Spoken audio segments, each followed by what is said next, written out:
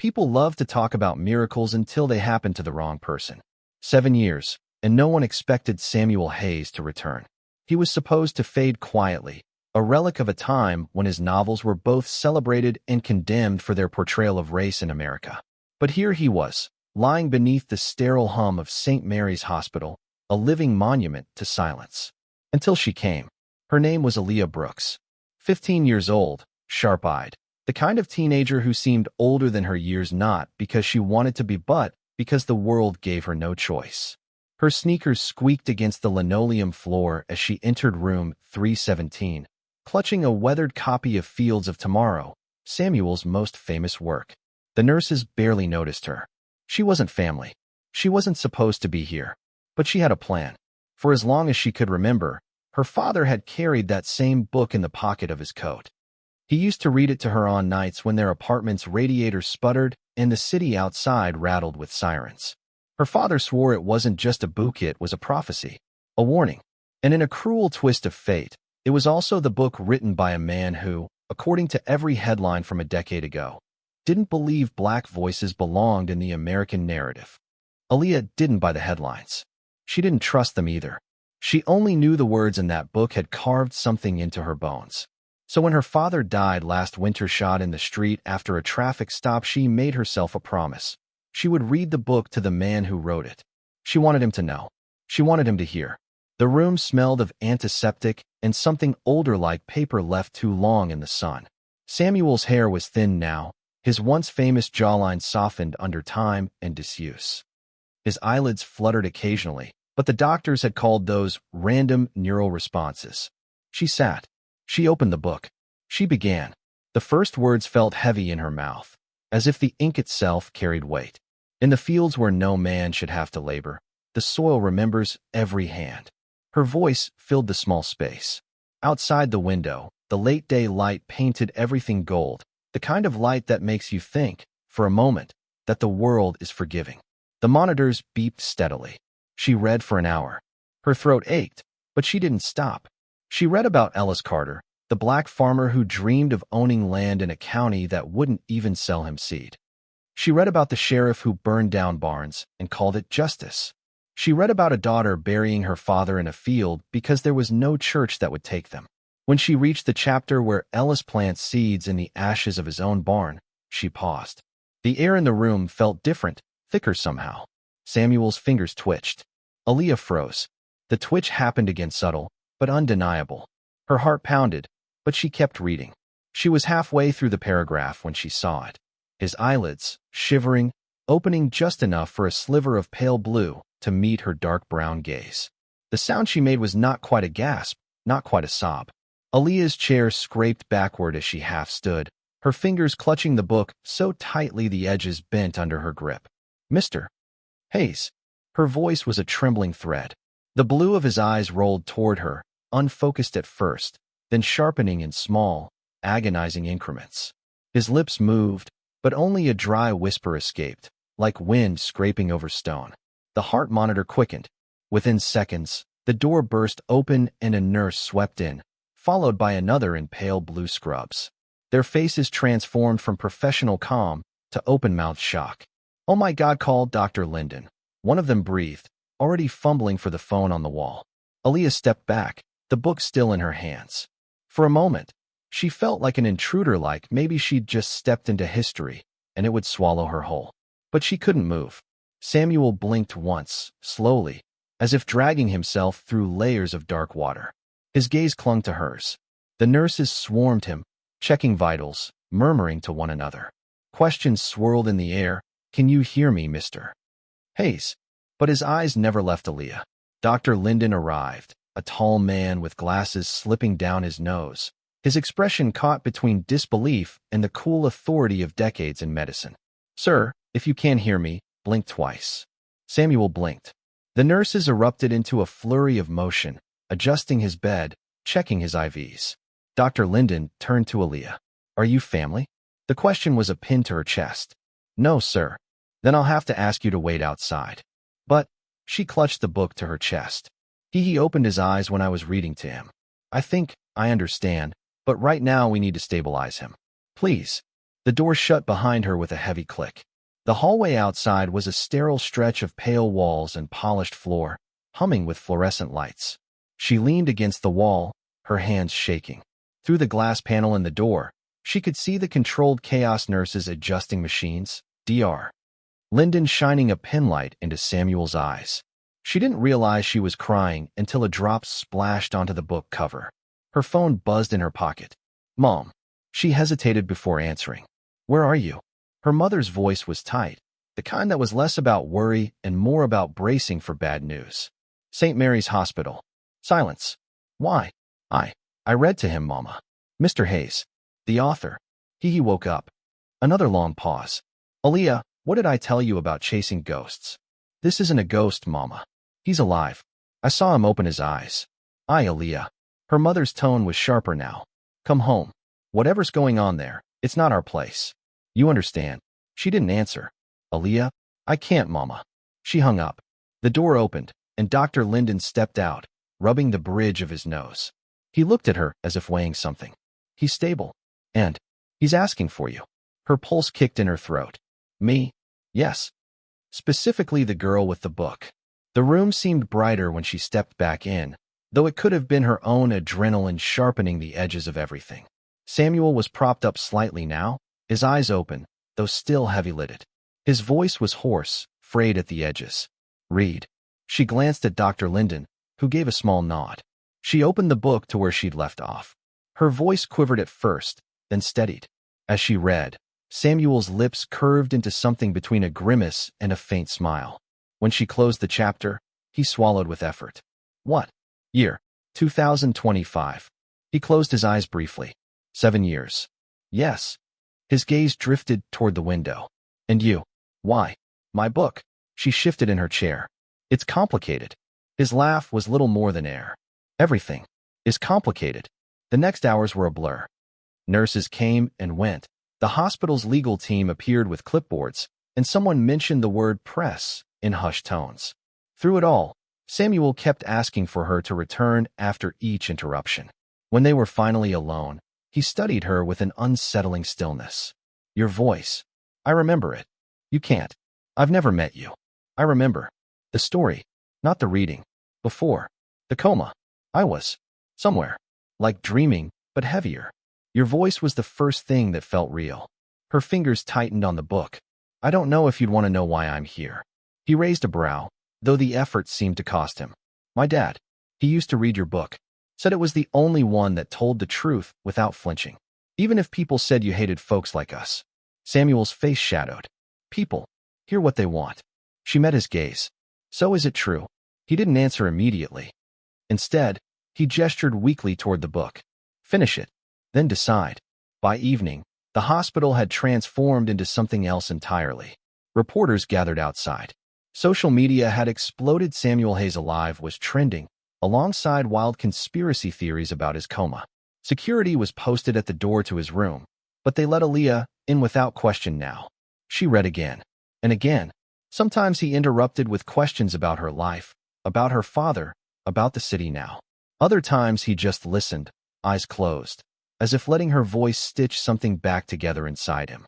Once, she caught him staring at her, a frown pulling at his mouth. What? She asked. You sound exactly like Ellis Carter's daughter. She's not real. He tilted his head. Are you sure? It was close to midnight when she reached the final chapter. Her throat was raw, her eyes heavy, but she kept going. The last line fell into the quiet like a stone into still water. Samuel's hand thin, veins rested over hers. I wrote that for someone I'd never met. I think. Maybe it was you. Aaliyah swallowed hard. I'm not sure what you mean. Neither am I. He smiled faintly, but there was sadness in it. But I know this. You brought me back. For the first time since she'd stepped into the room, she felt the weight of what had happened pressed down fully. It wasn't just about a book anymore. It wasn't just about her father. It was about something larger than she'd planned for. And it was only just beginning. By morning, the quiet of the hospital had been devoured by noise. Not the beeping of machines or the low murmur of nurses. This was the sharp, jagged kind. Outside Samuel Hayes's room, the hallway buzzed with camera crews setting up tripods, journalists whispering into earpieces, security guards shuffling to keep a clear path. Down on the street, a sea of signs bobbed in the air. Hero or hypocrite, truth matters, black voices count. From his bed, Samuel could hear it all through the sealed windows, the rhythmic chants, the occasional eruption of cheers or jeers. He closed his eyes and muttered, I forgot how loud the world can be. Aaliyah stood near the window, peeking through the blinds. They've got your face on posters, she said. Some people are holding your books up like trophies.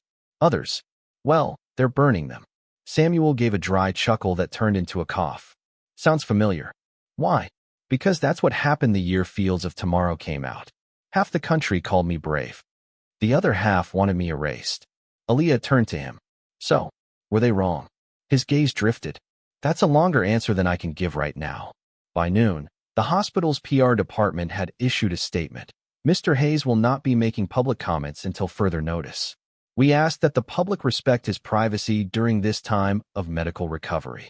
It had the opposite effect. The chants outside grew louder, the media doubled their presence, and hashtags multiplied like wildfire. Some claimed Aaliyah's voice had miracle healing properties. Others accused her of being a publicity plant sent by some publishing house to reignite interest in Hayes's works. Inside the room, Aaliyah scrolled through her phone, jaw tightening. They're saying I'm a liar. That I made the whole thing up for clout. Samuel's eyes narrowed. Do you care what they think? Of course I do, she shot back. These people don't know me. They don't know my dad. But they're making up stories like they own the truth. Samuel looked at her for a long moment. Then tell it before they do. That night, a man in a tailored gray suit came to the room.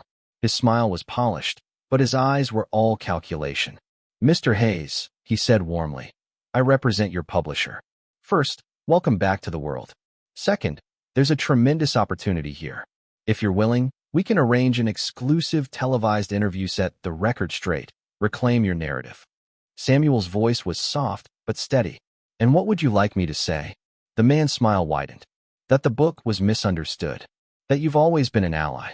That the critics were simply misguided. Aaliyah's stomach twisted. Samuel studied the man, his lips pressing into a thin line. You want me to lie? The man chuckled politely. I want you to sell books. Samuel looked at Aaliyah, then back at the man. Get out. The man hesitated, but Samuel's voice hardened. Out. When the door closed, Samuel let out a slow breath. I spent 7 years in the dark. I'm not stepping back into the light just to be someone else's mouthpiece. 2 days later, everything exploded. A shaky cell phone video hit the internet, told footage from a college lecture Samuel had given 15 years earlier. In it, he criticized what he called the narrowing of literature into identity silos, saying that too much focus on race risks turning stories into weapons instead of bridges. The clip went viral. Overnight, Samuel was labeled a fraud, a relic, a man who had cloaked prejudice in eloquence. Outside the hospital, the crowd doubled. Some chanted for his words to be remembered. Others screamed for him to be condemned. Aaliyah confronted him the next morning, the video playing on her phone. You said this, didn't you? He nodded slowly. Yes. And I still believe part of it. But they cut the rest. What's the rest? That I also sighed if we erase race from stories just to make them comfortable for others. We're not building bridges. We're building walls no one admits exist. She stared at him, unsure if that made it better or worse. The tension reached its breaking point 3 nights later. A group of protesters forced their way into the hospital lobby, chanting Samuel's name, demanding a public appearance. Security locked down the floor, but the noise below was a constant roar. Inside the room, Samuel's hands trembled not from fear, but from exhaustion. I can't do this much longer, he murmured. You don't have to, Aaliyah said, but even she didn't sound convinced. He looked at her. Yes, I do. If I stay silent, they'll write my ending for me. And they'll write yours, too. She set the book down. Then tell me what to do. Samuel's eyes sharpened. Read. Tomorrow morning, on those steps. Read the last chapter. Let them hear it. Her heart raced. In front of them? In front of everyone. The morning was cold, the sky an iron gray. The hospital steps were swarmed press, protesters, supporters, skeptics. Barricades lined the sidewalk, and uniformed officers kept a tense perimeter. When Aaliyah appeared, book in hand, a wave of murmurs rippled through the crowd. Cameras swung toward her.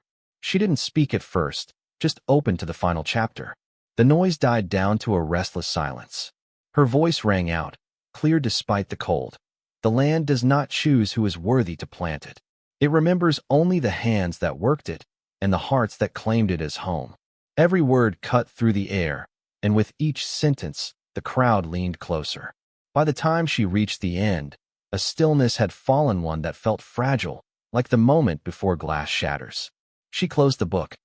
My father read this to me when I was a kid. He believed it. I believe it. And I don't care what you think Samuel Hayes is or is Tayu, can't take these words away from us.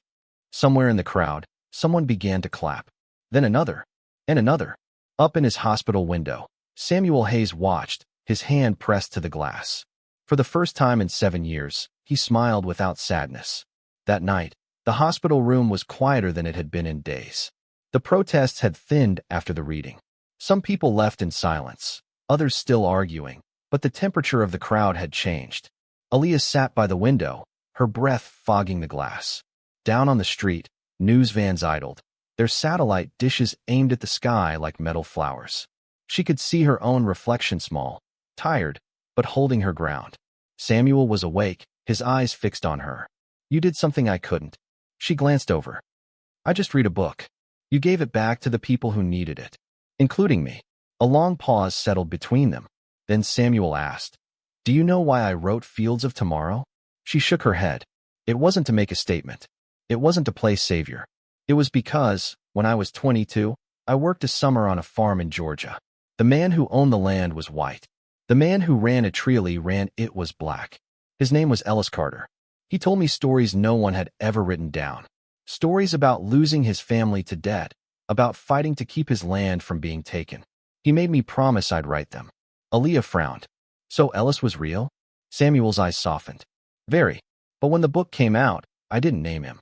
I told myself it was to protect him, but part of me was afraid people would question my right to tell it. Her voice was sharp. They did question it. Yes, and maybe they were right. I took his story and made it mine. And then I spent years defending myself instead of letting the work defend itself. The next morning, Dr. Linden came in with news. Your recovery's progressing faster than expected, Mr. Hayes. You could be discharged within a week. Samuel only nodded. His mind was elsewhere. When Linden left, Samuel said quietly, I want to see the Carter family, if they're still around. Aaliyah hesitated. That might not go how you think. I don't care how it goes. I owe them more than words on paper. 3 days later, a black SUV pulled up outside a modest house in rural Georgia. The drive had been long, quiet. Samuel sat in the back seat, leaning heavily on a cane now, his thin frame silhouetted against the late afternoon sun. Aaliyah helped him up the path. You sure about this? She asked. He smiled faintly. No, but I'm doing it anyway. The door opened before they knocked. An older woman stood there, her eyes sharp as flint. Mrs. Carter? Samuel asked. She looked him over. You're him. Yes, ma'am. I'm Samuel Hayes. I wrote about your father. Her lips pressed together. You made him a character. I did. He swallowed. And I came here to say I'm sorry. I never gave him the credit he deserved. Or you. Mrs. Carter's gaze flicked to Aaliyah, then back to Samuel. You can't change what's been printed. I know, but I can change what's remembered. They invited him in. The house smelled of coffee and old wood. On the mantel was a framed photograph Ellis Carter, younger than Samuel had imagined, standing with his hands in the soil, smiling like the earth itself was telling him a joke. Samuel stared at it for a long time. Mrs. Carter brought out a box of her father's letters, journals, even songs he'd written. He wanted to publish these someday. But we didn't have the money or the connections. Samuel looked at her. Let me help. Not for me. For him. For you. She studied him for a long moment, then nodded once. The next months were a blur of work. Samuel and Aaliyah met with historians, editors, community leaders. They scanned Ellis Carter's writings, compiling them into a collection titled The Hands That Worked the Land. The book would carry Ellis's name alone on the cover. When the first copies arrived from the printer, Samuel held one like it was made of glass. This is his now, not mine. Aaliyah smiled. You kept your promise, after all. On the day of the book's launch, the same hospital steps where Aaliyah had once read aloud were now a stage draped in banners bearing Ellis Carter's name. Crowds gathered not to debate Samuel's worthiness, but to hear the voice of a man whose words had waited too long. Aaliyah stepped to the microphone, her hand steady this time. She read from one of Ellis's journal entries. His voice now carried through hers. The land remembers who tended it. The people remember who spoke for them. And I will not be silent in my own story. The applause was thunderous. In the front row, Samuel watched with quiet pride. For the first time, the attention wasn't on him, and that was exactly how it should be. Later, as the crowd dispersed, Aaliyah found Samuel sitting off to the side, cane resting across his knees. "You okay?" she asked. He smiled. "Better than okay. I'm free." "From what?" "From thinking the story was mine." They sat in companionable silence as the sun dipped low, painting the sky in shades of fire and ash. Aaliyah glanced at him. "You know, people are still going to argue about you." Samuel chuckled. "Let them. I'm not here to win the argument anymore. I'm here to make sure the right voices get heard." She thought of her father, of nights listening to his voice carry those same words that had once been Samuel's. And now, Ellis Carter's. And now hers. For the first time since he'd opened his eyes, she felt something settle in her chest, not an ending, but the beginning of something she couldn't yet name. Thank you for listening. If you find it interesting, please like and subscribe to follow the next stories.